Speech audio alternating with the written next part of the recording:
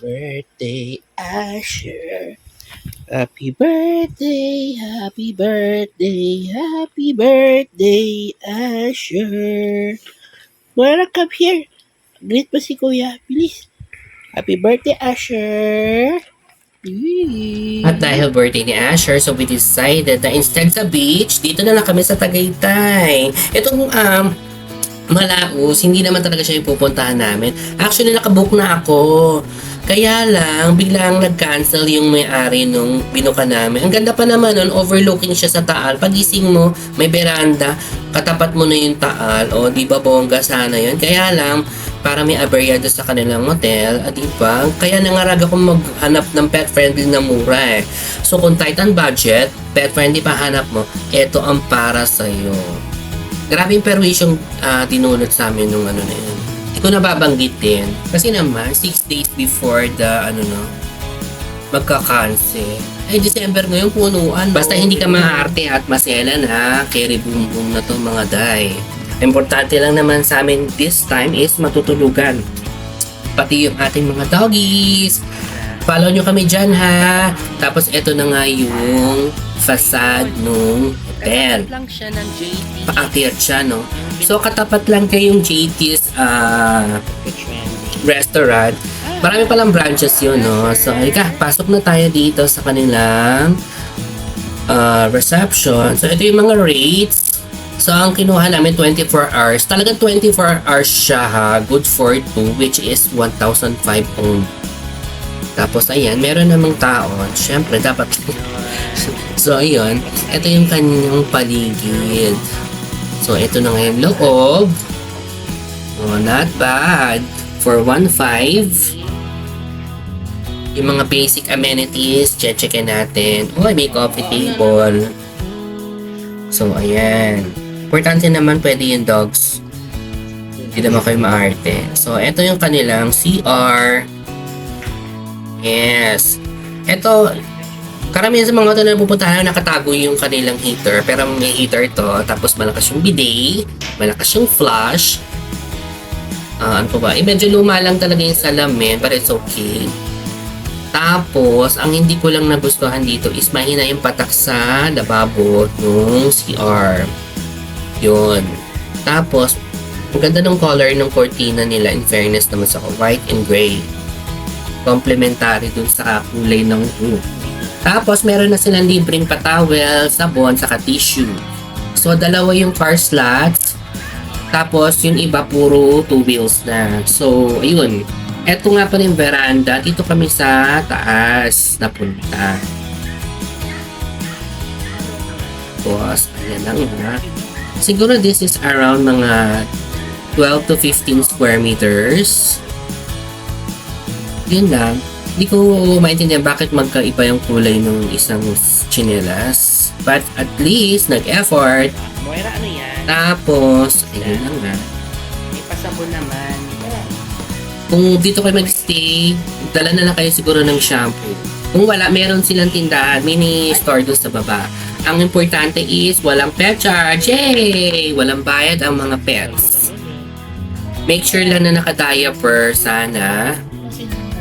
Kung train naman sila para hindi mag-wait dun sa kasi puti-puti yung mga. At maganda pa dito, maraming saksakan. Hindi na kailangan extension, may TV, hindi siya yung may Netflix, basic TV, which is okay. Tapos yung internet niya, ang bilis. Walang restaurant dito, you can bring your own food, bumili na kayo sa labas o magliwaliw kayo sa labas. So, kasi ganun ang ginawa namin, parang talagang tulugan lang namin to. Saka yung babaan ng mga gamit. Kasi may pupuntahan pa kaming iba. Okay nga. Tahimik ang gabi dito ha, kahit tabi ng mga restaurant sa fairness. Tapos ito na si Moira. Magsisimbang gabi kasi kami later. So ayan, nag-ready na siya. Feeling niya kasi siya si Mama Mary. Cute oh. So, yun nga, after ng pahinga, pumunta na kami sa mga malls kasi kailangan na bumili ng mga tubig, ano pa ba. May mga bibili kami sa Primark yung una naming pinuntahan. Garapos kami ng cake ni Asher. Sandali. Wala dito sa Pandemanit. Medyo konti lang yung choices dito sa Primark. So, lumipat kami dito sa Robinsons Tagaytay. So yung setup ng Robinsons Tagaytay is very open siya and damang-dama mo yung lamig ng hangin, ang lakas ng hangin actually, and yeah, kaya nakita nyo naka-jacket ako dyan. No? So dito marami siyang choices, pwedeng dito kami actually nakabili ng cake ni Asher. Yes, oo. Tsaka dito, yung mga gilid-gilid ng mall, walang aircon ha. Pero hindi na kailangan ng aircon talaga eh. Ang lamig talaga eh. Tapos, ang may aircon lang yung mga loob ng mismong store. Pero yung labas talaga wala. Yung mga pasilyo. So, ayan. Medyo umuulan din kasi. So, nagmamadali na kami. Baka hindi namin maabutan yung taas. So, ito nga, pumunta kami sa isang restaurant. Dito kami kakain nila Asher kasi nag-treat si Asher. Marami kasi pera si Asher. Hi, Moira. Early dinner. So, tapat lang siya ng SMTC. So, hindi namin alam kung kay JT ba. Kami actually gusto kong kumain dito. Ang problema, may isa pang si Pocholo. So, abangan nyo sa susunod namin ng vlog kung saan kami kumain at bakit. So, yun. Subscribe pala kayo ha. So yun ang unang video namin dito. Enjoy watching! So, after nga namin kumain, mga around 9 PM to ha. Lumabas ako, tapos nagulat ako, grabe yung fog.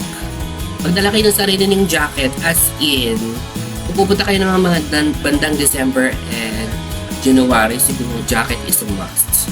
Correct. So yung nastya namin, meron siya kasi ding veranda. Ito na yung preview. So, sa price, syempre 5 out of 5. Ito pinakamura dahil pet friendly na, mura pa. Hello, ano bang ikaka-ano mo dyan? 5 to, perfect. Kasi sa iba, mura nga. Kaya lang, syempre, depende rin sa amenities na ino-offer nila sa accommodation, di ba? Pero sa price, talagang 5. Ang mura. Super. Sa accommodation, 4.5 out of 5 AO points. Kahit basic lang to, for me, nakatulog kami ng malawalhati. As in, komportable yung bed, yung unan. Siguro, dapat may extra, kumot. Ang lamig talaga.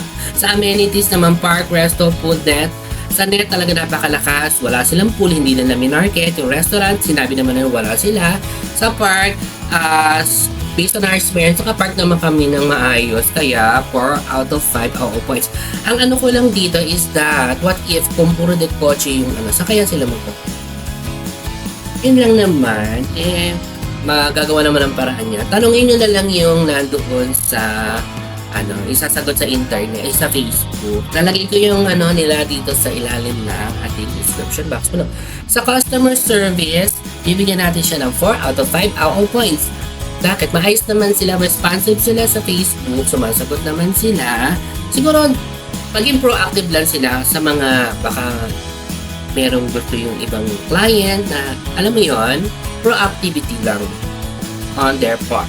So, ang overall rating natin is 4.37 out of 5 AO points. For me, mataas to. Siguro, ang ayusin lang nila yun sa CR nung room na yun. Yung nandyan sa room na yan, kung saan kami nag-stay kasi ang hina talaga gumagamit pa kami ng tabo para kumuha ng tubig. So, abangan nyo yung mga susunod naming vlogs dito lang sa Tagaytay. Bye!